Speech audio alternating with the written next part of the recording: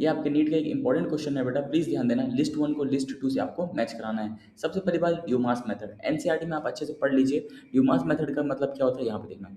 Dumas method में क्या बोले, the nitrogen containing organic compound when heated with copper oxide in atmosphere of carbon dioxide yields free nitrogen. क्या release करता है Dumas method में बेटा, नाइट्रोजन।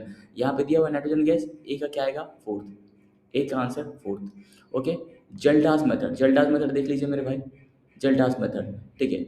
आपको Kjeldahl's method, the compound containing nitrogen heated in concentrated sulfuric acid, nitrogen is in the compound gets converted into ammonium sulphate. मतलब organic compound, compound जिसमें क्या है नाइट्रोजन है, उसको अपन हीट करते हैं कंसंट्रेटेड H2SO4 के साथ।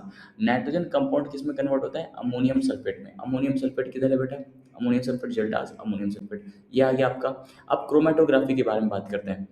सिलिका जेल AgNO3, क्रोमेटोग्राफी, ठीक है। Adsorption chromatography is based on the fact different compounds are adsorbent to different degrees. Commonly used adsorbents, adsorbent कौन कौन सा यूज करते हैं भाई हम लोग क्रोमेटोग्राफी में। क्रोमेटोग्राफी में जो एड्सॉर्बेंट यूज करते हैं वो सिलिका जेल करते हैं और एल्यूमिना करते हैं, ठीक है। तो यहाँ पे क्रोमेटोग्राफी हम लोग क्या यूज करेंगे, सिलिका जेल।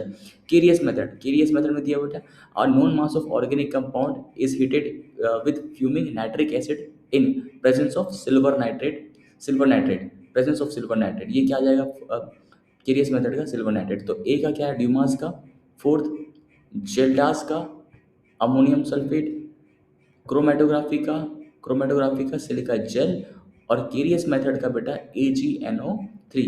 मैं आप देखो इतना तो मैंने बताया, बाकी तो एक्सप्लेन कर नहीं सकता मैं, क्योंकि टाइम शॉर्ट से तो टाइम लिमिट है। तो इंपॉर्टेंट चीज़ ये है बेटा कि आपको ऐसे भी सवाल आ सकते हैं यहाँ से, हम लोग नॉर्मली कैलकुलेशन वाले सवाल करते हैं यहाँ से, लेकिन आप ना थोड़ा सा इस चीज़ को भी पढ़िए कि ऐसे भी सवाल आ सकते हैं, तो आपका प्रैक्टिस अच्छा हो जाएगा बेटा। तो इस चीज़ को भी ध्यान दीजिए कि इस टाइप के सवाल भी यहाँ से बन सकते हैं, ना कि न्यूमेरिकल्स ही, ठीक है।